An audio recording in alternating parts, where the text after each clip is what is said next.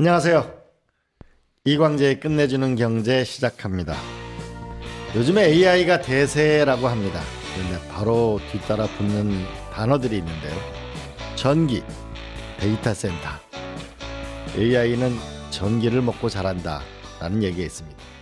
과연 전기를 어디서 만들 것인지, 데이터 센터를 어디다 둘 것인지가 세계적인 논쟁인데요. 드디어 또 세상을 놀랄 만한 뉴스가 생겼습니다. 바로 우주에다가 데이터 센터를 둔다는 미국 기업의 발표입니다. 오늘은 과연 우주에 드는 데이터 센터는 가능한 것인지, 한계는 무엇인지 짚어보도록 하겠습니다. 오늘도 슬로우 뉴스에 20만 구독자가 빨리 되길 바라면서 이정환 대표 나오셨습니다. 안녕하세요. 네. 데이터 센터를 우주에 띄운다. 이건 SF 영화에 나오는 얘기인데 이게 현실성이 있는 건가요? 사실 이미 상당 부분 기술이 진행이 돼 있고요. 그림 한번 띄워주세요. 이게 사실 그러니까 워낙 데이터 센터 비용이 비싸기 때문에 이 정도 비용이면 우주로 띄워보면 하겠다라는 이제 아이디어들이 최근에 나오고 있는 거고요. 자, 제목을 이렇게 뽑아봤습니다. 중력 탈출, 지구의 한계를 넘어서 이 궤도로 향한다라는 건데요. 지금 이제 보시면 이게 우리가 AI 데이터 센터 이야기할 때 나오는 이야기가 계속 이거잖아요. 지금 용인의 반도체 클러스터도 그렇지만 당장 또 이제 그 AI 데이터 센터를 어디에 지을 거냐도 관건이 될 텐데 세 가지 이슈가 있습니다. 하나는 이제 전기를 어디서 끌어올 거냐. 그렇죠. 또 하나는 또 물을 어디서 끌어올 거냐. 냉각 비용이 들죠. 그리고 사실 또 미국에 보면 이 AI 데이터 센터를 어디다 짓느냐를 두고 또 사회적 갈등이 굉장히 심각합니다. 이 그림 한번 보시면 이게 이제 뉴욕타임즈 며칠 전 기사인데요. 뒤쪽에 보이는 게 이제 페이스북 메타의 데이터 센터고 이 앞쪽에 있는 지역 주민들인데 메타가 들어온 뒤에 지하수가 끊겼다. 이거 어떻게 해결할 거냐라는 이제 그 지역 갈등이 폭발을 하고 있습니다. 그래서 AI 데이터 센터가 들어와도 여기에 고용이 창출되는 건 아니고 사실 이제 그 여러 가지 인건비라든가 아니 뭐 여러 가지 지리적 조건이라든가 그런 거 찾아서 왔을 텐데 실제 지역의 발전을 전혀 못 준다. 한국은 특히 땅이 좋기 때문에 이런 이제 거대한 AI 데이터 센터 어디다 지을 거냐도 굉장히 관건이 되는데요. 사실 이거는 보시면 결국 전력과 물과 공간 세 가지 문제인데 이걸 다 해결할 수 있는 데가 우주라는 거죠. 보시면 이제 우주로 올라가면 일단 태양광을 24시간 한 달 내내 그 끊기지 않고 받을 수 있기 때문에 이렇게 이제 가까우니까 가깝기도 하고요. 이게 이 궤도를 돌면서 하루 종일 태양을 받을 수 있고요. 하루 종일 24시간. 한국은 받으니까. 지금 이제 그 동서길이 짧아서 놓더라도 이 하루 5시간이 채 일조량이 안 된다는 얘기 나오는데요. 이게 이제 그 놓으면 굉장히 또 구름 없이 태양 에너지를 태양광을 무제한 받을 수 있는 데다가 이게 이제 지상 대비 한 8배 정도 태양광 효율이 높아진다고 합니다. 그리고 두 번째는 이제 아까 물인데 이게 이제 우주로 가면 영하 270도 정도 되기 때문에 우리 우주 영화 보면 막 얼음이 어마어마 추우니까. 그러니까 이제 이게 그냥 워낙 차갑기 때문에 열이 그 열 효율이 굉장히 높아지게 되죠. 그러니까 나온 즉시 바로 이렇게 100m 올라갈수록 0.5도씩 낮아지니까 냉각이 될 테니까요. 그래서 이런 문제. 그다음에 아까 이제 그 미국에서 이제 데이터 센터 지역 갈등이 있지만 그런 문제도 부동산 문제도 완전히 해결되는 거죠. 한번 제가 그 영상을 하나 보여드렸는데요. 한번 그거 띄워주시겠습니까? 이게 이제 미국에서 이제 그 실험하고 이 그림 보시면 지금 우주선으로 데이터 센터를 싣고 가요. 가지고 이렇게 이제 토해내고 저기 자동으로 위치를 찾아가서 이제 그 결합이 되는데요. 저 박스 하나가 1000kg 정도 된다고 합니다. 공중에 떠 있는 거예요? 아니면 어디? 지금 우주에 올라가 있는 거죠. 화성에 아니면 지구궤도. 지구궤도에 올라가서 저렇게 이제 저걸 장착을 하는데 지금 확대해서 보면 저게 다 지금 태양광 패널인데요. 태양 패널이 가로 4km, 세로 4km. 전체 이게 이제 5기가와트 정도 되는데 이제 그만 돌려주셔도 됩니다.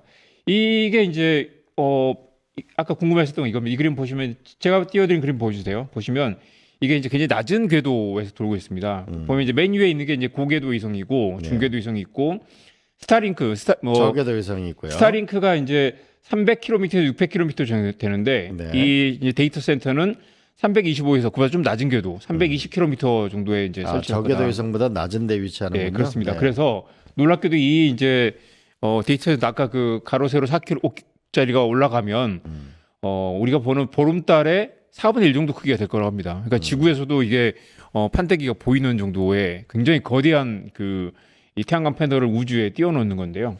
이게 이제 과거에는 뭐 SF 같은 이야기지만 이게 이제 가능한 시대가 됐다. 그리고 지금 그 일론 머스크의 스페이스 X만 해도 위성을 벌써 3,000개 정도 쏘아 올리고 있고 몇천 개를 더 쏜다고 하고 있고요. 3,000개 더 되죠. 몇만 개 쏘았죠. 예, 중국은 이걸 이제 뭐 10만 개 단위로 이렇게 네. 위성을 쏘아 올린다고 해서 사실 이 우주 공간에는 이제 점유권이 없기 때문에 이 계속 쏘아 올리는 상황입니다. 근데 이제 그보다 좀 낮은 궤도에 이런 데이터 센터 올린다. 물론 이제 이 스타링크 위성보다는 훨씬 더 규모가 크고요. 그리고 이걸 이 가로 4km, 세로 4km를 우주 공간에 펼친다는 건 굉장히 기술적으로 복잡한 문제이긴 합니다.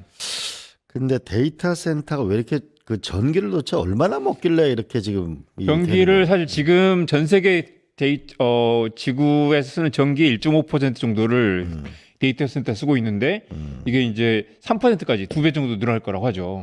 네. 이 그림도 한번 보여주십시오. 이게 이제 전 세계 이제 데이터 센터의 규모인데요. 지금 이제 작년 기준으로 2025년 기준 한 60에서 70 정도 기가와트 정도 되는데요. 이게 이제 2030년까지 거의 2배, 3배 이상 늘어날 거라고 네. 어마어마한 속도로 지금 데이터 센터가 늘어나고 있는 상황입니다. 네. 그리고 이게 이제 하루에 우리가 만들어지는 데이터 양이 3억 2천만 테라바이트 정도. 그러니까 어마어마한 속도로 이제 도서관 수천 개의 이제 그 데이터를 날마다 만들어내고 있는데 이걸 이제 그 저장 공간이 싸지기 때문에 계속 이걸 저장을 하고 이걸 학습을 하면서 사실 기하급수적으로 비용이 늘어나는 상황이고요. 네. 아까 말씀하신 거 보면 이제 데이터 센터 전력 수요가 앞으로 4년 동안 165% 늘어날 거고요. 이 데이터 센터 용량은 60에서 92 정도까지 이것도 1.5배 정도 늘어나고 네. 연평균 17%씩 꾸준히 이게 계속 성장하는 데이터 센터 성장할 거다라는 네. 거고요. 이게 이제 전 세계 데이터 센터 그 비중을 나타내 봤는데요. 미국이 5,300개 정도 되고 아직 중국은 크진 않습니다. 중국은 400개 정도 되고요. 네. 이 그림을 보시면 이것도 명확할 텐데요. 이게 미국이 그러니까 5,000개가 넘고 중국이 한 4,000개 정도 되고 한국은 이 지난해 11월 기준으로 보니까 50개 채 안 됩니다. 그래서 이제 이게 사실 어마어마하게 격차가 어마어마한 격차가 크죠. 그리고 미국은 아무튼 이제 그 지금 빅테크 기업들이 다 미국에 있기 때문에 미국이 결국은 루트 서버에 우리의 한 100배 있는 거죠. 그렇습니다. 그렇습니다. 그리고 이게 이제 뭐 아마존, 구글, 뭐 페이스북 그다음에 이제 오픈 AI까지 이런 계속 빅테크가 늘어나고 있기 때문에 근데 이 빅테크들이 지난번에 그 엔비디아와 오픈 AI가 한국에 와서 잇따라 제안을 했던 건 한국에도 데이터 센터를 짓자. 네. 데이터 센터를 전 세계에 분산시켜 놓는 그런 이제 그 구조로 가기 때문에 알겠습니다. 한국에도 이제 늘어나게 될 겁니다. 근데 이게 결국 우주로 보내면 유지 비용은 어떻게 되죠? 유지 비용이 이 그림도 한번 보여주십시오. 어마어마하게 비용이 많이 들긴 하죠. 그런데 보시면 이게 파란색이 지상이고요. 노란색이 이제 우주에 설치하는 비용인데 그러니까 사실은 지금 이제 지상에도 워낙 비용이 많이 들죠. 맨 왼쪽이 초기 투자, 가운데가 전력, 오른쪽이 냉각 비용인데 말씀드렸는데 우주에서는 냉각 비용은 전혀 안 들죠. 0이고 네. 전력은 이제 태양광 이제 패널을 조종하는 정도의 전기가 그 비용이 좀 들 텐데 그게 조금 들고요. 이게 억 달러입니다. 억 달러인데 네. 억 달러고요. 그래서 보면 이제 초기 투자는 아직은 이제 모르지만 지금 이제 추산하기 어렵지만 초기 투자 비용도 우주로 보내는 게 로켓을 쏘아 보내는 비용이 계속 줄어들고 있기 때문에 이게 상용화될 정도 2028년 이후가 되면 이제 최종 완공 시점 2035년으로 보는데 그때쯤 되면 지상에 짓는 것보다 훨씬 싼 비용으로 우주에 올릴 수 있다라고 보고 있습니다. 이게 보면 이 그림만 봐도 전체 비용이 10분의 1에서 20분의 1 정도까지 줄어든다고 볼 수 있습니다. 그러니까 초기 비용도 줄고 운영 비용은 더 줄고요. 근데 이러면은 운영 부분에서 네. 이게 4km면은 엄청난 사이즈인데 맞습니다. 이게 만약에 어떤 타겟팅을 당하거나 네. 고장 나면은 이거는 지구에 엄청난 재앙이 오잖아요. 그렇습니다. 그리고 이게 사실은 그 태양광 이런 부품들이란 게 데이터 센터라는 게 사용 연한이 5년 정도밖에 안 되기 때문에 5년이 지나면 다시 이걸 또 다시 바꿔줘야 된다는 거죠. 그리고 우주에 있다 보니까 고장이 나면 이걸 통째로 다 갈거나 아니면 뭐 이 재앙 고장이 나면 완전히 그 통신이 끊기는 뭐 어마어마한 사태가 벌어질 수도 있어서 그 부분이 좀 문제가 되고요. 그리고 타임 딜레이가 한 이제 500 밀리 마이크로세크 정도 된다고 하는데 이게 뭐 그런 거 충분히 기술적으로 해결할 수 있다고 하고요. 이 그림도 한번 보여주십시오. 이게 이제 지금은 이제 그 우리 스페이스X가 로켓을 쏘아보낸 비용 많이 줄였다고 하지만 이게 이제 비용을 훨씬 더 줄여야 된다. 지금 그래서 이제 1kg을 싣고 가는데 한 $2,000 정도 비용이 드는데 아까 보셨다시피 뭐 몇 톤 단위가 되기 때문에 비용이 어마어마하죠. 이걸 비용을 이제 한 10분의 1 정도로 그 일론 머스크는 낮출 수 있다라고 하고 있습니다. 그렇게 되면 사실 지금 이제 뭐 화성 이주도 나오고 뭐 우주에 뭐 여러 가지 달 착륙 기지를 만든다고 하기 때문에 계속해서 이제 더 무거운 중량들을 우주로 싣고 가는 기술들이 늘어나고 있기 때문에 사실 올리는 거 문제 안 된다. 네, 말씀하신 것처럼 우주에서 이걸 작동할 것이냐, 그리고 우주에서 사고 위험, 그다음에 우주에서 이렇게 관리 유지 보수 비용을 감당할 수 있느냐인데 사실 우리 지금 기술 발전 속도를 보면 이게 벌써 지금 9년 뒤면 9년 뒤까지 나올 기술들은 충분히 이걸 해결할 수 있다라는 얘기가 나옵니다. 알겠습니다. 결국 이제 또 하나의 AI의 기술 전쟁이 이제 우주로까지 확대되는 양상이네요. 그럼 네. 미중의 우주 전쟁 양상은 어떻게 되고 있나요? 지금 보시면 이제 그런 이제 그 아까 말씀드린 이제 우주 데이터 센터도 구글하고 스페이스X 그다음에 스타클라우드라고 엔비디아가 투자하는 그 이제 여러 플레이어들이 지금 이미 진출하고 있고요. 또 이제 미국과 중국의 경쟁도 굉장히 심한데요. 이 그림 한번 보여주십시오. 지금 미국은 이제 아르테미스 2호를 유인 이제 달 궤도 비용한다고 하고요. 올해 지금 나온 그 계획들입니다. 한국도 이제 그 올해 봄 4월이나 5월쯤에 이 누리호 5호를 발사하고요. 중국은 창어 7호라고 해서 아예 달의 남극에 착륙해서 이제 조사를 하는 프로젝트를 8월에 진행하고 있고요.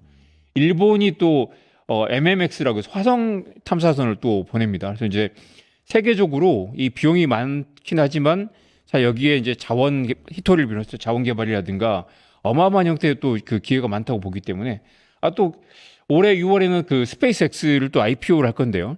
이게 아람코에 이어서 세계 그 IPO 역사의 최고 기록을 깰 수 있을 거다라는 그런 기대도 나옵니다. 이게 네. 스페이스X가 결국 이제 미국 그 정부 자금도 받기도 하지만 이 위성을 실어 날아주는 그런 이제 위성 서비스 같은 것들로 배달 서비스 같은 걸로 어마어마하게 돈을 벌고 있죠. 그래서 이 시장이 훨씬 더 커질 거다라는 얘기가 나옵니다. 그럼 우리 기회는 뭐가 있을까요? 한국도 사실은 지금까지는 그 추격자였는데 네. 한국의 기회. 이 그림도 한번 보여주십시오. 2032년까지 독자 기술로 달 착륙선을 발사하겠다라는 게 이재명 정부의 목표고요. 2045년까지는 우리도 화성 착륙하는 그런 프로젝트를 만들어 본다. 그리고 세계 우주 산업의 10%까지 비중을 차지한다. 여러분 이 말씀 드리면 약간 황당하다는 이야기로 들으시겠지만 최근 그 빅테크 상황들, 기술 개발 상황을 보면 충분히 가능할 수도 있겠다는 생각이 드는데요.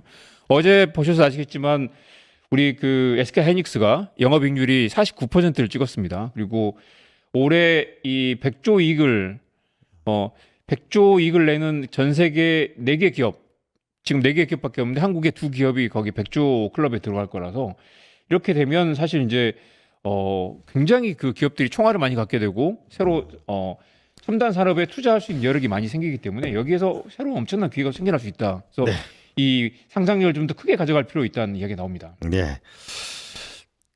AI 시대 전기와 데이터 센터는 반드시 필요한 것입니다. 그럼 우주로 가는 길도 한번 열어보고 그 조금 전에 보면은 결국 전기하고 그 냉각이 필요하다는 거 아닙니까? 네네. 그러면은 한국에 있는 발전소, LNG 발전소를 보게 되면 지금 이 송전선이 없어가지고 몇천억 적자 나는 발전소가 있는데 그 인근에 데이터 센터를 두고 그리고 거기 마이너스 160도짜리가 냉열이 있으니까 거기를 함께 활용하는 거 지상 우주 함께 전략을 쓰면 좋을 거라고 생각이 드네요. 제가 그 기술 뭐 맹신론자는 아닌데 사실 기술의 발전이 많은 걸 해결해 줄 수도 있겠다. 그리고 우리 또 뭐 좀 다른 이야기지만 주가가 오르니까 국민연금의 그 소진 시점이 또 늦춰지게 됐잖아요. 그리고 기술이 발전하면 기후 변화라든가 온난화 문제를 해결할 수 있다라는 그런 기대도 많이 있고요. 빌 게이츠 같은 사람도 그렇게 얘기를 하죠. 그리고 한국이 또 우주 산업에 많이 뒤처져 있긴 하지만 사실 중국과 미국의 경쟁에서 또 이렇게 우리가 또 이 밸류 체인을 만들 수 있는 그런 부분이 많이 있어서 냉각 기술이라든가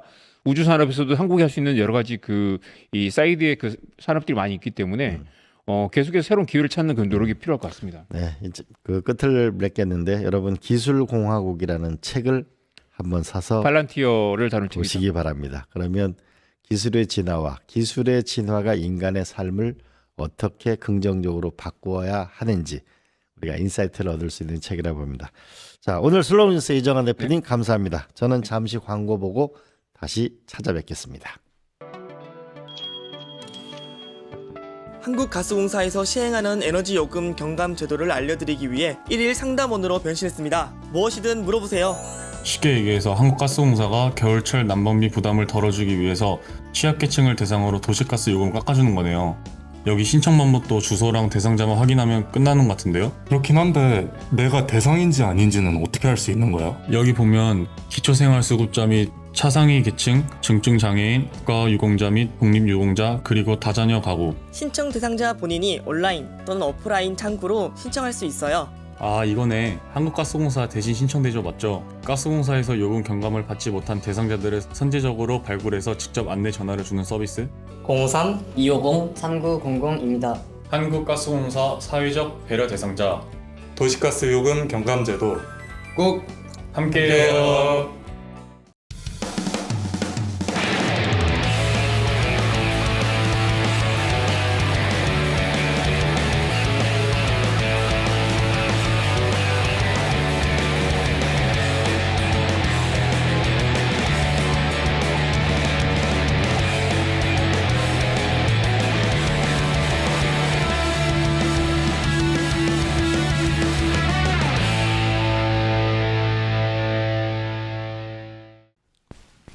네, 끝내주는 인터뷰 시작합니다. 금리도, 환율도, 증시도 출렁이고 있습니다. 근데 이 출렁이는 게 어디서 출렁일까라고 보면은 갑자기 생각나는 사람이 있는데 우리가 트럼프 대통령이죠. 또 하나 우리가 미국 연준 의장입니다. 최근 미국에서 연준 의장 교체 가능성이 아주 강력히 대두되고 있습니다. 트럼프의 관세 복원 카드 20%로 한국 올릴 거야. 이게 또 한국 정가를 뒤흔들고 있습니다. 여기에 환율 1,500원까지. 과연 세상은 어떻게 요동치고 있는지, 이 흐름은 무엇인지 그 본질을 찾아서 우리 한양대학교 김광석 교수님 모셨습니다. 안녕하세요. 안녕하십니까? 네, 잘 계셨습니까? 네, 덕분에 잘 네. 지냈습니다. 교수님, 연준 의장은 세계 경제 대통령이라고 하는데요. 네. 차기 연준 의장이 누가 되느냐에 따라서 또 경제 정책이 바뀔 텐데 네.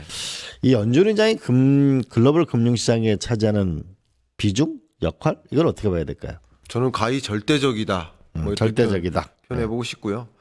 어쩌면 미국의 금리를 결정하는 결정권자다. 뭐 이렇게 가정을 해본다면 한국의 금리도 세계 200여 개 나라의 시중금리도 미국의 시중금리에 따라서 연동되어 움직이거든요. 가장 대표적으로 10년물 국채금리 그것에 따라서 나머지 세계 주요국들의 금리도 자극을 받습니다. 또 금리만 결정되는 게 아니라 지금 우리 경제가 그토록 씨름하고 있는 이 환율에도 영향을 미치고요. 그러니까 세계 전반에 걸쳐서 금융시장, 금리, 환율 전반적인 영향을 미치는 그 미국의 기준금리를 결정하는 그래서 세계의 경제 대통령이라고 하죠. 네, 그러니까 이 결정이 어떻게 내려지느냐. 지금 아마도 일주일 내에 그 결과를 우리가 받아볼 수 있을 것 같은데 네. 우리는 좀 거기서 주목을 해봐야 될 것 같습니다. 네네. 최근엔 블랙록 채권 CIO 릭 라이더라는 게 유력 후보로 급부상했는데 네. 이런 월가의 핵심 인사인데 이거는 좀 더 기존의 관행을 깨는 인사 아닌가요? 어떤가요? 네. 트럼프 대통령의 인사 방법이 기존의 관행을 계속 깨왔죠. 예, 지금 재무부 장관 베센트도 예. 역시 정계 출신이 아닙니다. 그렇죠. 금융가에서 정말 관록 있는 인물입니다. 역시 블랙록 CIO 같은 경우도 정말 금융계에서 뭐 채권 왕이라고 불릴 만큼 채권왕. 예, 네. 그렇습니다. 실제 블랙록이 세계 최대 자산운용사라고 볼 수 있는데 네. 여기서 채권 부문 본부장입니다. 네. 예, 그러니까 채권 왕이라고 해도 틀림이 없어요. 근데 채권 왕은 어떤 보통 금리를 선호할까요? 낮은 금리를 선호하거든요. 그렇겠죠. 시장 친화적인 인물이다. 비둘기다. 뭐 이렇게 표현은 할 수 있겠죠. 그런데 어쨌든 역사적으로 연준 의장을 보면 전 연준 이사라든가 아니면 다른 어떤 정치적 인물이라든가 적어도 어떤 정파에 있는 사람이라든가 이렇게 측근을 내세울 가능성이 많은데 이번에는 오히려 월가에서 데려왔다. 월가의 거물을 데려온다. 만약 이게 사실이라고 한다면 상당한 영향을 미치겠죠. 근데 이 사람의 여러 가지 성향을 좀 지켜봐야 되는데 첫 어떤 사람이에요? 예, 두 가지를 좀 말씀드릴게요. 예. 하나는 역시 금리 인하론자다. 금리 인하론자다. 이것은 트럼프 대통령하고 생각이 아주 똑같아요. 근데 이게 굉장히 중요한 게요. 되게 재밌는데 이 부분 조금 구체적으로 말씀드리면 네.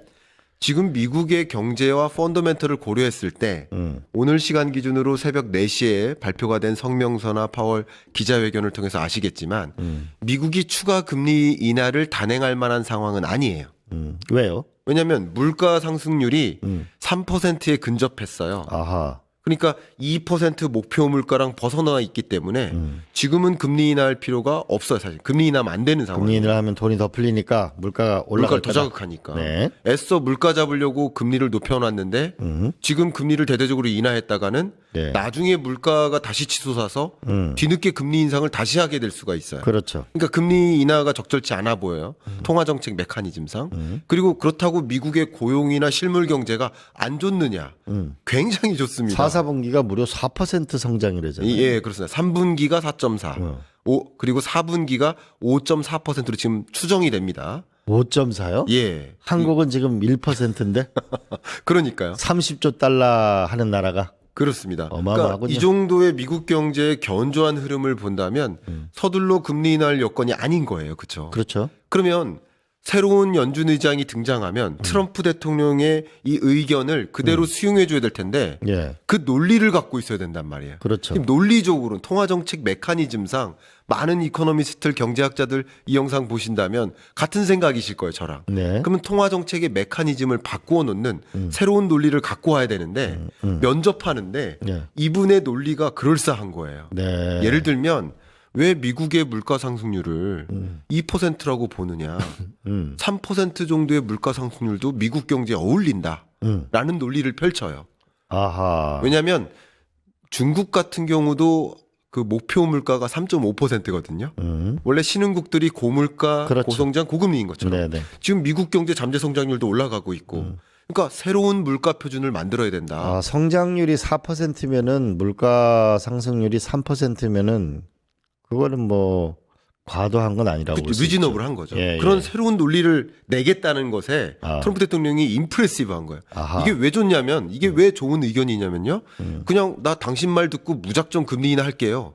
이러면 금리는 인하될 수 있지만 세계적인 여론이 안 좋아요. 미국의 독립성이 사라졌다. 근데 독립성이 사라지니까 미국 국채를 매도하는 거예요. 알겠습니다. 그러니까 이런 것들을 방어하기 위한 논리를 제대로 갖추고 있구나. 그래서 좋은 거고요. 하나만 더 말씀드릴까? 굉장히 네. 중요한데 트럼프 대통령이 그동안 계속 의중을 표현해 왔었던 것 중에 하나가 바로 비트코인이에요. 네. 역시 이분도 비트코인이 금을 대체할 수 있다. 근데 이 표현이 왜 중요하냐면요.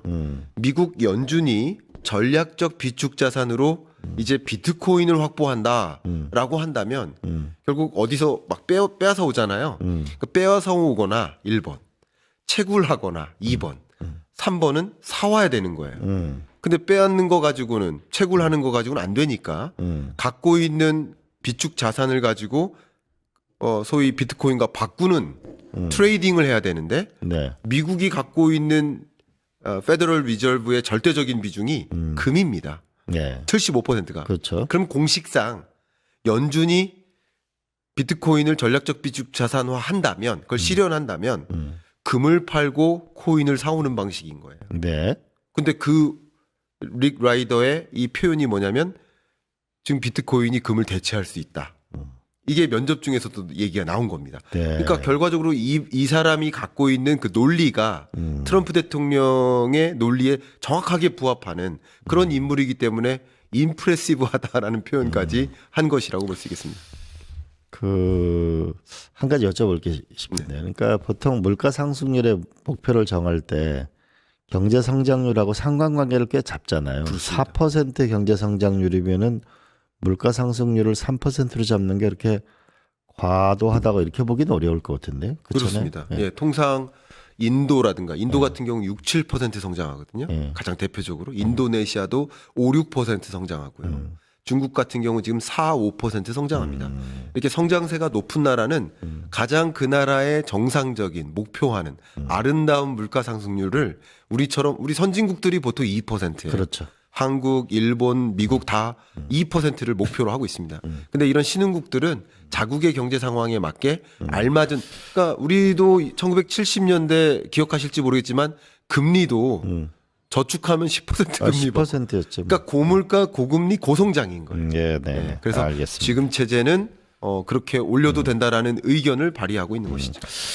자, 비트코인이 금을 대체한다라는 얘기는 그럼 이제 미국이 스테이블 코인 부분을 본격적으로 작동시킨다 이렇게 봐도 될까요? 네, 너무 중요한 표현 메시지를 주셨는데요. 그러니까 스테이블 코인과 비트코인을 좀 구분해서 여러분께 설명을 좀 드리겠습니다. 비트코인은 소위 말하는 부동산 주식과 함께 자산인 것이고요. 그렇죠. 스테이블 코인은 화폐의 혁명입니다. 그렇죠. 화폐를 그냥 디지털 화폐로 만들겠다라는 거. 근데 스테이블 코인의 굉장히 중요한 장치가 이 스테이블 코인 발행 업체들이 스테이블 코인 주세요 하면 바꿔주잖아요. 예. 바꿔줄 때마다 1달러 1코인을 바꿔준단 말이에요. 예. 근데 받은 현금을 상당 비중으로 미국 국채를 매입할 수 있게 해줘요. 그래서 스테이블 코인의 기능 1번은 미 국채 매입처로서의 기능입니다. 그렇죠. 미국 국채가 별로 인기가 없는데 이걸 해서 이제 끌어 하는 거죠. 예. 그러니까 트럼프 대통령으로서는 중간 선거 전략으로서 스테이블 코인이라는 카드를 굉장히 중요하게 생각하는 인물입니다. 그러면 스테이블 코인은 결국 유동성 공급 장치구나 이렇게 정의하면 되겠죠. 그리고 신임 연준 의장은 금리 인하뿐만 아니라 양적 완화까지 고려한다라고 보시면 좋아요. 그러면 쉽게 말하면 이런 겁니다. 미국 국채는 막 발행하고 연준은 장기 국채를 매입해주고 스테이블 코인은 단기 국채를 매입해주면 그렇죠. 대규모 유동성이 공급되죠. 예. 그게 트럼프 대통령의 강한 의중입니다. 그러니까 스테이블 코인을 활성화하고 빨리 발효를 시킨다. 이게 연준 의장이 맡은 책무라고 볼 수 있겠는데 아마 트럼프 대통령이 요구하는. 예. 그러면 당연히 유동성 장세가 야기되니까 비트코인 가격 상승에도 또 기여하는 대목이 있겠죠. 그렇게 그렇죠. 연관성을 생각해 보시면 도움이 되겠습니다. 그러면 지금 이제 코인 값이 한참 오르다가 이제 한참 내려갔는데 비트코인 값이 다른 오를 가능성도 있나? 저는 상당 부분 있다고 봅니다. 그렇죠. 제가 1년 전까지만 해도 제가 이런 걸 상상했었거든요. 예. 그래서 이게 상상이 음모론인가 하면서 음모론 입장에서 한번 이런 생각도 했습니다라고 말씀을 드렸거든요. 그러니까 오히려 이렇게 비트코인을 사기 위해서는 금 가격이 올라가는 게 유리하죠. 그렇죠. 근데 근데 금 가격을 올려놓을 수 있는 국가죠, 미국이. 왜? 여기저기 전쟁 만들면 돼요. 지정학적으로 불안하게 만들면 금 가격이 올라가요. 그리고 금 가격이 올라가는 과정에선 비트코인 가격이 떨어지겠죠. 위험 자산이니까. 네. 그러니까 지금 그런 모습인데 네. 결국 이렇게 바꿔놨다가 금을 팔고 비트코인을 사야 많이 사오죠. 그렇죠. 그리고 그때부터는 가격의 변화가 또 일겠죠. 비트코인이 다시 오를 가능성이 있다. 이렇게 보시는 거네요. 그걸 차기 연준 의장이 적극적으로 추진할 하나의 전략 아닌가. 그러니까 이게 음모론이 아니라 전략에 가깝다라고 의견을 드리고 싶습니다. 결국 스테이블 코인도 발행될 것이고 비트코인 가격도 오르게 될 것이고 결국 그러면 이제 단기 국채 미국의 신용도가 낮은 이 국채가 대규모로 또 전 세계에 뿌려질 가능성이 있는 거네요. 너무 중요한 표현해 주셨고요. 역시 미국 국채 신뢰도가 많이 떨어져서 지금 채권 시장에서 미 국채가 잘 매입이 안 이루어지고 있어요. 그래서 국채 금리가 높은 겁니다. 예. 그러니까 트럼프 대통령 입장에서 그렇죠. 차기 연준 의장을 블랙락 CIO를 영입한다라는 것은 블랙락의 대표인 레리 핑크한테 뭔가 부탁의 결도 있다고 해석을 해볼 수 있겠습니다. 그러니까 월가가 미국 국채를 많이 보유하고 있지 않습니까? 예. 그러니까 미국 국채를 더 많이 사줘라. 그리고 소위 차기 연준 의장이 또 대대적으로 금리 인하하면 뭐 채권 수익률 많이 확보할 수 있는 거 아니냐. 그러니까 이런 논리를 상당 부분 배경으로 깔고도 있는 겁니다. 이 채권 담당자라는 게 의미가 있네요. 그 미중 패권 전쟁에서 처음에는 관세 전쟁에서 그다음에 기술 전쟁에서 그다음에 결국 기축 통화 전쟁으로 나아가게 될 건데 네. 이 기축 통화 전쟁에서 결국은 앞으로 이 코인 부분이 결국은 또 하나의 세계적인 전쟁터가 될 거다. 이런 논쟁이 있는데 그건 어떻게 보세요? 저도 이 부분을 정말 많이 고민을 해봤는데요. 예. 이거는 사실 뭐 10년, 20년 내에 마무리될 청사진은 아니겠죠. 그러니까 여러 가지 경우의 수를 놓고 그림을 그려봤는데 제가 한번 여러분들께 이런 지구본의 모습을 보여드린 적이 있어요. AI로 그려서. 예. 그러니까 지구가 둘로 쪼개지는 다시 늘어나는 거예요. 늘어나지만 이제 눈사람처럼 이렇게 벌어지는 붙어는 있지만 예. 그러니까 굳이 통화 패권 전쟁을 생각해 본다면 중국은 중국 우방국과 CBDC로 거래하고 미국은 미국 우방국과 스테이블 코인으로 거래하는 그리고 중국은 CIPS라는 자국 중심의 또 금융결제망을 이용하고 미국과 유럽은 나름의 스위프트망을 여전히 이용하는 물론 교집합도 있겠죠. 이쪽도 이용하고 이쪽도 이용하는 그러니까 이게 완전히 떨어지진 않지만 눈사람처럼 붙어서 각각의 통화가 양분되는 모습. 그러니까 위안화가 달러를 장악하거나 빼앗거나 하기보다는 자기 영역에서 자기 땅에서 자기 통화를 거래하는 그런 모습으로 분리되어 전개되지 않을까. 이걸 또 다른 의미에서 분절화라고 저는 표현하고 있거든요. 분절화가 전개되지 않을까 하고 저는 그림을 그리고 있습니다. 이런 건 어떤가요? 그 보면은 정세가 불안한 나라일수록 이 코인을 많이 가지고 있잖아요. 네. 그죠? 이동이 편하니까. 네. 그렇게 되면은 만약에 이거를 스테이블 코인에서 미국 달러와 교환해 준다고 하면 불안한 나라일수록 불안한 돈을 갖고 있는 사람들이 훨씬 더 미국의 스테이블 코인으로 빠른 속도로 빨려가지 않을까요? 정확한 말씀이십니다. 지금 이미 스테이블 코인으로 상당 부분 자국 통화가 대체된 나라들. 예. 이런 나라들이 소위 자국 통화의 가치가 불안정한 나라들. 네. 인플레이션이 심각하다는 얘기는 자국 통화가 불안하다는 뜻이죠. 예. 그리고 제가 어떤 특정 국가를 폄하하고자 하는 것은 아니지만 우리가 이렇게 해외여행이나 이렇게 나가보면 이 노점상조차도 그냥 자국 통화보다는 달러로 결제해도 돼요. 그걸 더 선호하는 나라들이 있어요. 그렇죠. 그런 나라들은 그만큼 자국 통화가 불안정한 거예요. 네. 그런 나라들일수록 통화가 잠식되고 대체되는 경향성이 있다. 제3국 국가들 또 여러 가지 용도가 있습니다만 예를 들면 또 한 가지가 한국에 거주하는 외국인 노동력이 있어요. 네. 그럼 이 노동력 이 인력들이 소위 송금을 해줘야 돼. 해외 송금을. 네. 근데 그 동안에는 어떻게 해줬어요? 금융망을 통해 송금해줬어요. 그렇죠. 수수료가 많죠. 수수료 많이 물어요. 근데 스테이블 코인으로 결제를 하는 거예요. 네. 송금을. 네. 그러니까 이렇게 상대적으로 경제적으로 취약하거나 자국 통화의 가치가 불안정한 이런 종류의 나라들에서 더 많이 스테이블 코인을 이용하고 있다. 이렇게 통화가 달러로 대체되고 있다. 이렇게 표현해 볼 수 있겠습니다. 그럼 만약에 이렇게 되면 어떻게 되나요? 그 현재 우리가 미국에 쓰고 있는 게 결국은 서버 비용 내지, 네. 그다음에 넷플릭스 비용 내죠, GPT 비용 내죠, 제미나이 비용 내죠, 퍼블리시티 이렇게 되면 결국은 이게 서서히 뭐냐면 페이스북 이런 게 달러로 결제하라는 게 요새 나오잖아요. 그렇습니다. 그럼 나중에 이런 플랫폼에 유통되어지고 있는 것을 스테이블 코인으로 만약 하게 되면 네. 점점 더 이 달러 수요가 전 세계적으로 움직일 가능성도 있지 않나요? 어떤가요? 네, 저는 그렇게 봅니다.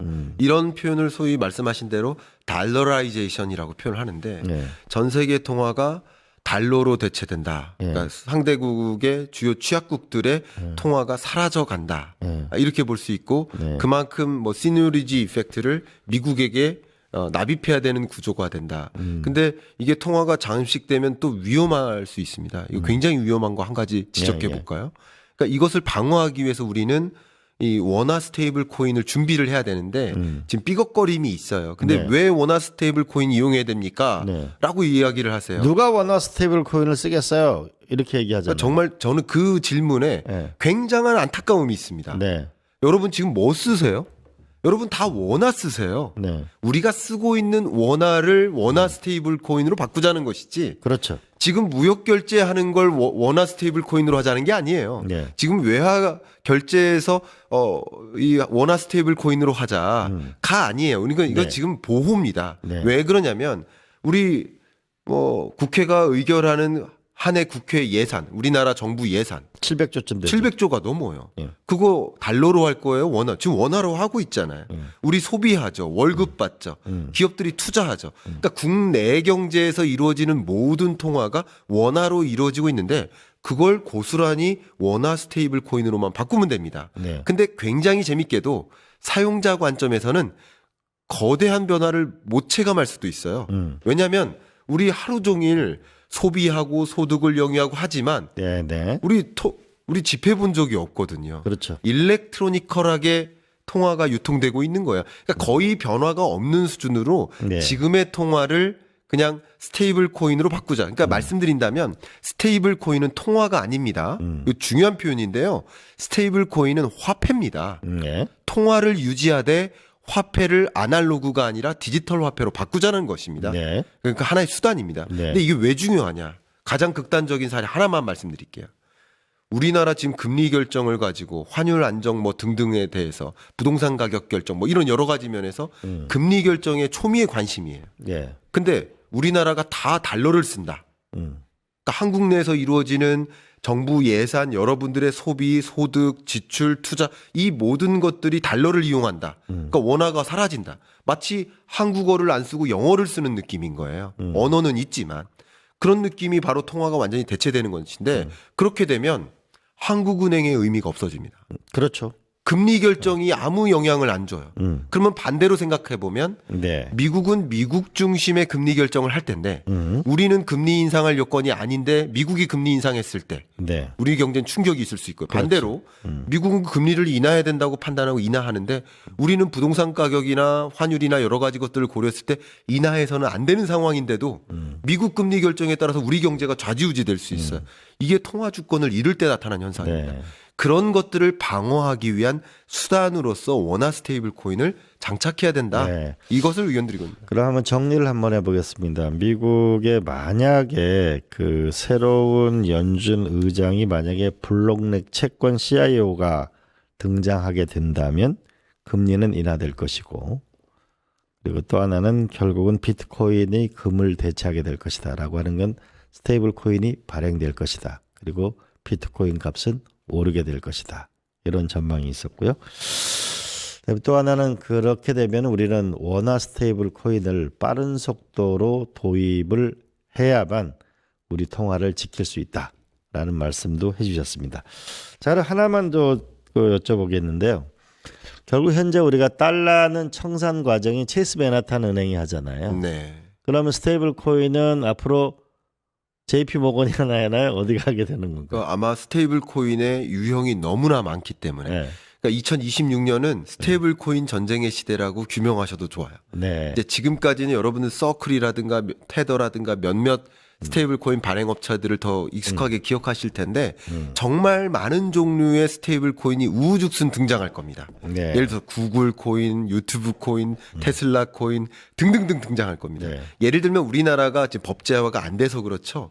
만약에 법제화가 된다면 지금 여러분들이 쓸 수 있는 여러 국내 유통 매장들의 상품권들이 있죠. 네. 이것도 그냥 스테이블 코인으로 바꾸면 돼요. 그렇죠. 그럼 네. 예를 들면 롯데 코인, 이마트 코인, 신세계 코인, 삼성 코인 이 수많은 코인들이 우후죽순 등장할 수도 있습니다. 네. 그 스테이블 코인끼리 교환이 되는지만 선택을 하면 되는 것인데 네. 그러니까 스테이블 코인 어떤 스테이블 코인이 많이 발행되고 어떤 스테이블 코인에 더 많이 의존하고 있느냐 그것에 따라서 그 발행 주체가 좀 달라질 수 있겠다라고 의견드립니다. 2026년을 스테이블 코인의 전쟁의 한 해로 봐야 된다.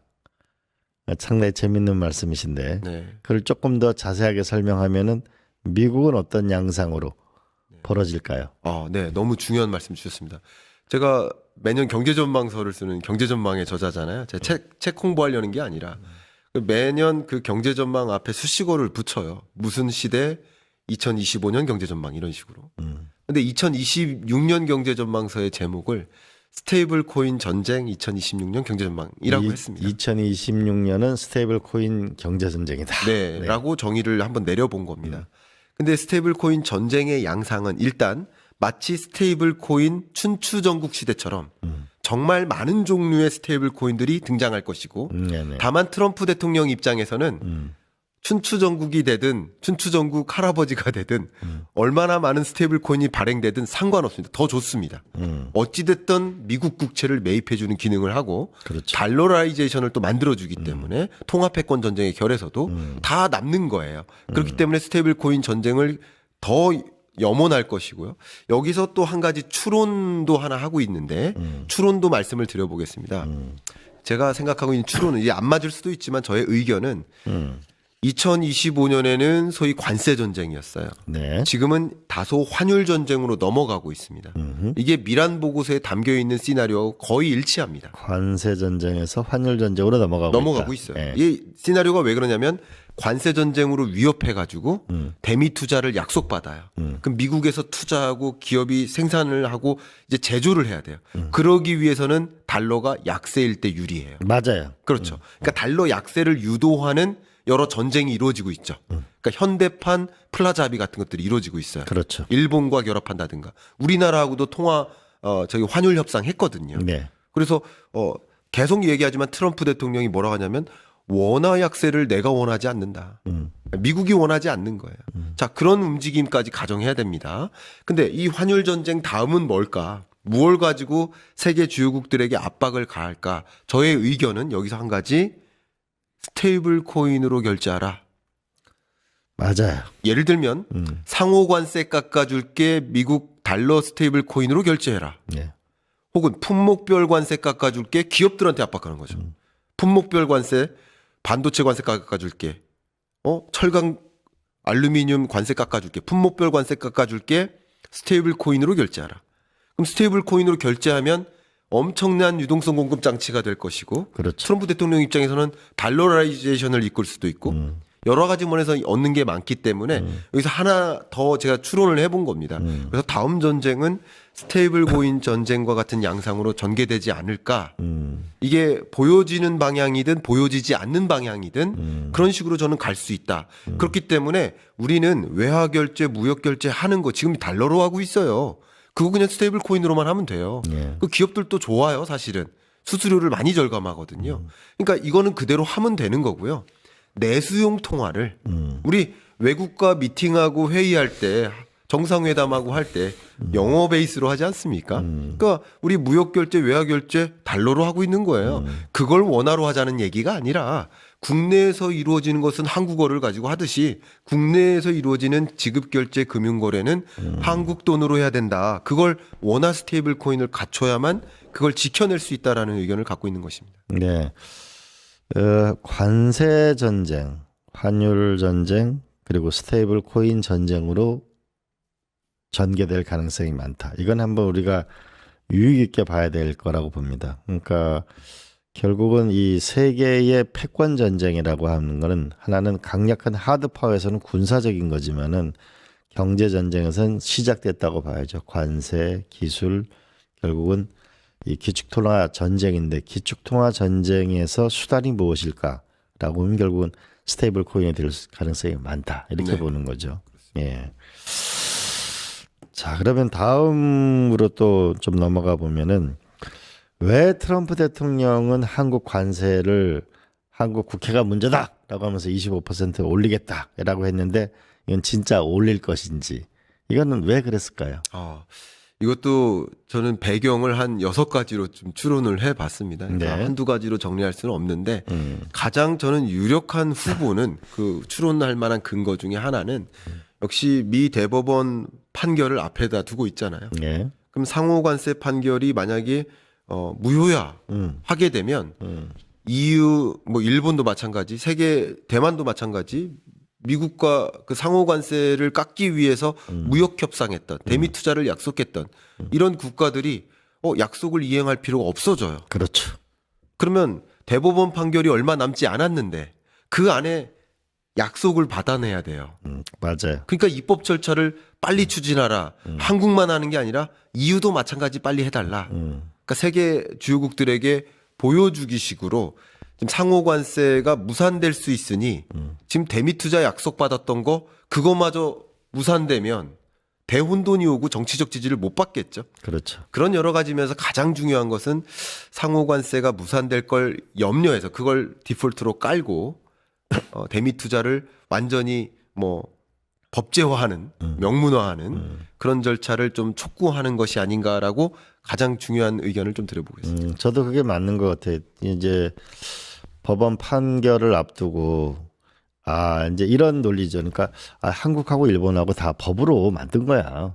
네. 그러니까 돈이 들어올 거니까 내 행위가 정당하다. 이런 논리적 근거를 만들기 위한 거 아닌가요? 그죠? 그렇습니다. 예. 근데 제가 하나 궁금한 게 사실은 이런 한미 투자 이런 거를 법률로 만들면 우리 스스로가 나중에 빠져나갈 방법이 없는 거 아니에요? 빠져나갈 방법이 없겠죠. 그러니까 너무나 더 잘 아시겠지만 국회를 통과한다는 얘기는 어떤 정치적 입장의 표현이 아닌 거예요. 정부 혼자서 판단한 게 아니에요. 그렇죠. 그러니까 소위 입법부와 동의하에 우리 국가적인 의제를 결정한 거예요. 그러니까 이때는요. 오히려 약속을 이행하지 않으면 다른 야당들이 문제 삼을 수도 있을 만큼. 그렇죠. 그건 약속이니까 그럴 정도의 공격 대상이 될 수도 있기 때문에 너무 서둘러서 명문화하기보다는 예. 대법원 판결을 좀 봐가면서 의사결정하는 게 더 우리 경제를 위해서는 유리한 게 아닌가 하는 생각도 하고 있습니다. 네. 자, 통화량 증가와 원화 약세와 환율 이것을 둘러싸고 논쟁이 있는데 우리 이창용 한국은행 총재가 통화량이 증가해서 환율이 오른다는 것은 아니다. 이렇게 얘기했는데 우리의 이 환율의 문제의 본질 이것은 뭐라고 봐야 될까요? 그러니까 환율을 결정짓는 변수를 제가 지금부터 이 방송 중에 나열하라고 하면요. 제가 거짓말이 아니고요. 1000개를 나열할 수 있습니다. 정말 환율을 결정짓는 변수는 정말 많습니다. 그러니까 뭐 한 가지 요인만 그것을 딱 결정짓는다 이렇게 보지는 않아요. 그렇죠. 근데 지금의 상황 하에서 2025년 말 26년 초의 상황 하에서 가장 이 환율을 결정짓는 지배적인 기여도가 높은 변수가 무엇일까? 그게 통화량 증가율의 차이다.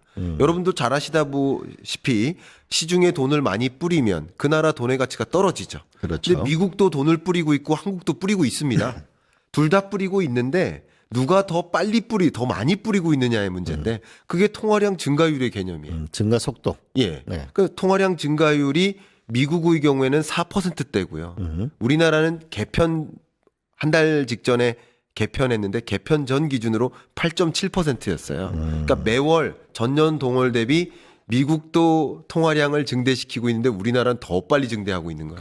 그러니까 미국 돈의 가치도 떨어지고 있지만 원화 가치는 더 빨리 떨어지고 있던 국면이었던 겁니다. 일본은 그럼 몇 %쯤 되고 있는 거예요? 일본 같은 경우는 통화량 증가율 상대적으로 낮습니다. 네. 그러니까 일본 같은 경우는 통화량은 다소 통화 정책 관점이고요. 그리고 재정 정책이 따로 있는데 이 재정 정책을 포함한 것은 보통 유동성이라고 표현을 하는데 네. 일본의 경우에는 낮은 금리를 적용하고 최근에 금리를 인상해 봐야 0.75%까지 왔거든요. 그렇죠. 그러니까 통화량 증가율이 높진 않습니다. 근데 재정의 힘으로 많은 양적 완화가 아닌 확장 재정의 힘으로 유동성 공급은 좀 늘려나가고 있는 모습. 그래서 일본과 맞바로 비교하기보다는 미국과 한국과 이 원달러 환율 관점에서 뭐가 더 영향을 주고받는가라는 것을 판단할 때는 미국과 한국의 통화량 증가율로 비교하는 것이 한국이 통화량 증가량이 미국이 4%, 한국이 8%. 한국의 통화량 증가는 주로 어디서 발생하는 거죠? 네.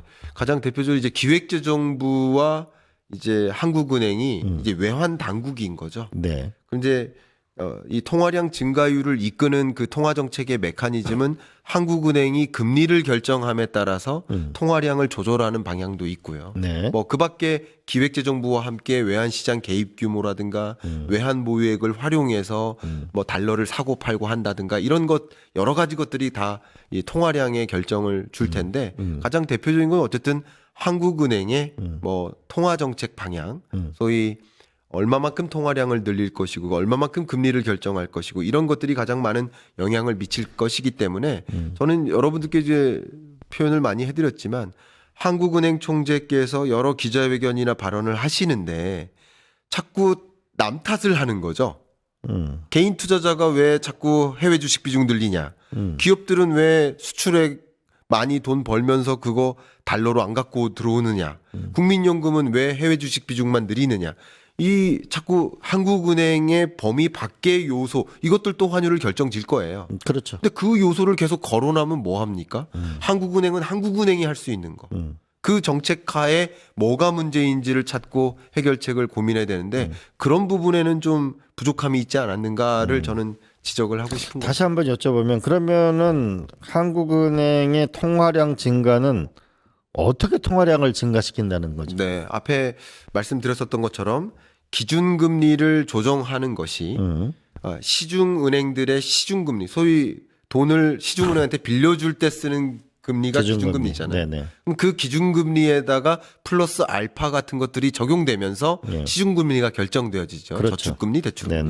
그러니까 결국 금리를 결정함에 따라서 시중금리가 결정 내려지고 시중금리가 결정 내려지면 여러 투자자나 저축자들의 저축 심리, 투자 심리가 돈을 이동케 만들죠. 그렇죠. 그러니까 금리를 떨어뜨리는 과정에서 통화량이 확 증가하는 거죠. 여기에 재정 당국의 재정 투입. 재정 투입에는 소비 쿠폰도 포함되고요. 추경도 포함되고요. 국채 발행 다 포함됩니다. 이런 것들까지 합하면 이제 유동성이라는 표현까지 들어서는데 이런 총 유동성이 빠르게 늘어나면 그만큼 돈의 가치가 떨어지는 거죠. 그러면 금리를 인상해야 된다는 얘기입니까? 저는 그렇게까지 생각하고 있지는 않습니다. 그러니까 왜냐하면 그럼 적정한 통화량을 유지시켜서 하려면은 어떻게 해야 되는 거예요? 네.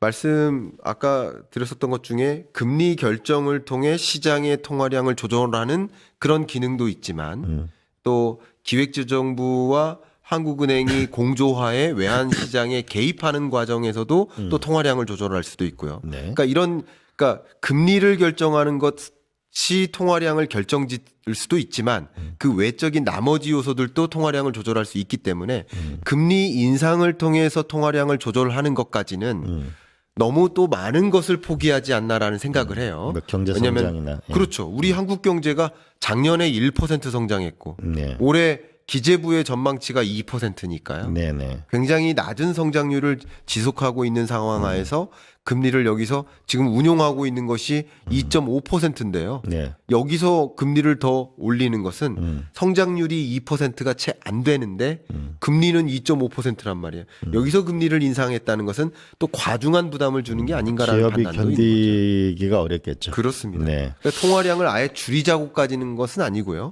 미국의 통화량 증가율 속도에 거의 발맞춘다면 환율 안정에 상당 부분 기여할 수 있다고 봅니다. 알겠습니다.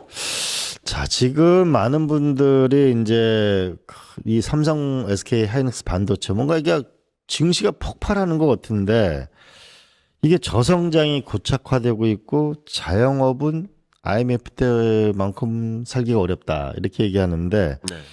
현재 우리 한국 경제 가장 본질적으로 우리가 걱정해야 될 게 뭐죠? 한국은 K잖아요. 음, K를 걱정해야 됩니다.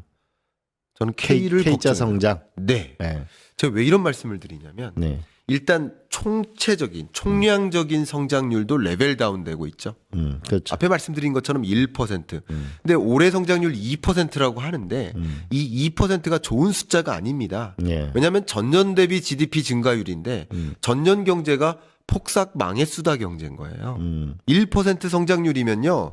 우리나라가 4번의 경제 위기가 있었거든요. 예. 1980년 오일 쇼크 때. 그렇죠. 그리고 IMF 외환 위기, 2008년 글로벌 금융 위기, 예. 그리고 팬데믹 경제 위기. 네. 이 4번의 경제 위기 때의 성장률을 제외하면 1980년 이래로 가장 낮은 성장률이에요. 네. 그러니까 2025년 경제가 그만큼 어려웠습니다. 정치적 불안이라든가 뭐 윤석열 정권도 컸죠. 여러 가지 것들이. 그러니까 다 작용해서 그만큼 어려운 경제인데 그때의 GDP 대비 증가율이 고작 2%다. 이 기저효과가 많이 반영됐다는 것을 말씀드리는 거예요. 네. 그만큼 낮은 성장률이라는 거예요. 그런데 중요한 것은 삼성전자의 영업이익, 매출액 이런 증가율을 보면 30%대입니다. 네. 자, 한국 경제는 예를 들어서 2년 동안 1.5% 성장하는데 근데 어떤 특정 기업의 매출액 증가율은 30%, 40% 된다. 그러면 반대로 생각해 보면요. 삼성전자와 몇몇 기업들이 아니면 삼성전자 혹은 뭐 SK 하이닉스, 현대차 이런 주요 기업들이 아니면 그걸 빼고 우리 한국의 GDP를 추산해 보면 정말 엄청난 역성장이라는 거죠. 네. 이해가 가시죠? 네, 네. 그러니까 이게 바로 K자형 구조고요. 특히 고환율 속에서 이런 수출 대기업들은 환호성을 질렀습니다. 성과급 파티를 벌였습니다. 예. 근데 정작 중소기업들은 수입업체잖아요. 그렇죠. 수입에다가 일부 가공해가지고 이 수출 기업들한테 납품하는 구조인데 이 엄청난 마진율 축소라는 뼈를 깎는 고통을 겪었어요. 네. 더더군다나 이 환율까지 만나서 어려웠는데 그러니까 우리 전체 총량적인 경제는 보면 1%, 2% 성장한다라고 하지만 몇몇 수출 대기업들을 제외해놓고 보면 물론 그거마저 없으면 우리 경제는 더 어려운 거예요. 이걸 부정적으로 보는 건 아닙니다. 근데 이들 기업들의 성장세를 제외해놓으면 우리 경제는 전반적으로 어려운 거예요. 이 회복을 전혀 체감할 수 없는 거죠. 이게 코스피나 주가지수에도 나타나죠. 몇몇 종목들만 우상향 강하게 하고 있고 대부분의 종목들은 그냥 갈치자잖아요. 네. 그러니까 이런 모습들을 우리가 보는 것이 K자형 경제고 그러면 이쪽 몇몇 대기업에 종사하는 직원들 그리고 나머지 중소 중견기업에 근무하는 직원들 그러면 소득 격차로 벌어지죠. 그렇죠. 그러니까 이게 대중소기업들의 격차는 양극화는 국민들의 양극화로도 전개되고요. 그러니까 이런 것들이 굉장히 무서운 일인 겁니다. 그래서 전혀 회복세를 체감하지 못하는 네. 2% 나는 마이너스인데 그런 경제다. 우리 경제에서 가장 문제점은 K자 그 자체다. 저는 의견을 드립니다. 네. 유의미가 봐야 될 거는 삼성전자, 하이닉스, 현대자동차의 그 절대량의 수치, 성장 속도와 이거를 제외하고 나머지를 보게 되면은 우리 한국 경제 성장 부분에서는 우리가 더 분발해야 되는 상황이 온 것 같습니다. 자, 오늘은 우리 김광석 교수님 듣고 미국의 기본 세계 전략이 뭔가, 거기서 환율, 관세, 스테이블 코인, 기축통화 전쟁 이런 것을 한번 살펴봤습니다. 김광석 교수님 감사합니다. 제가 감사합니다. 네, 제가 오늘 경북대학교에 강의를 갔었는데요. 그래서 AI가 많은 얘기가 됐습니다. 근데 며칠 전에 손정희 일본은 그 회장이 우리 집에서 금붕어를 키우지 않습니까? 사람이 있고 금붕어가 있는데 이 앞으로 시간이 지나면 곧 AI가 두뇌로 보면은 사람이고 이 금붕어가 사람인 거죠. 이렇게 되는 세상이 오게 될 거다. 과연 이랬을 때 금붕어 신세처럼 되어 있는 인간은 무엇을 해야 될 것인가? 이런 면에서 요즘 미국 대학에서는 철학과 출신이 가장 취업이 잘 된다고 합니다. AI한테 문제를 낼 수 있는 능력, 질문을 할 수 있는 능력. 그런 면에서 우리 교육 개혁을 한번 할 필요가 있지 않을까. 그래서 이런 생각을 교수님이 하시더라고요. 질문하는 능력을 어떻게 키우고 측정할 수 있을 것인가. 두 번째는 호기심을 갖는 인간을 어떻게 교육하고 만들어낼 수 있을 것인가. 열정을 갖고 세상을 바꾸려고 하는 이 열정을 어떻게 불러일으키는 그런 과정을 만들어낼 것인가. 공동체를 지키고자 하는 인간의 존엄을 지키려고 하는 이런 의식을 어떻게 만들어낼 것인가. 이 AI 시대의 인간의 생존의 방식에 대해서 우리가 조금 더 깊이 있는 논의를 해야 될 것 같고요. 이제 로봇이 등장하고 나면 과연 우리 인간은 무엇을 하고 어떻게 그 높아진 생산성에 맞게 우리가 삶의 소득 구조를 가져갈 것인지 점점 더 숙제가 많아지고 있습니다. 네, 오늘은 여기까지 하겠습니다. 시청자 여러분 감사합니다. 고맙습니다. 내일 또 찾아뵙겠습니다. 우리 김광석 교수님 고맙습니다. 제가 감사합니다.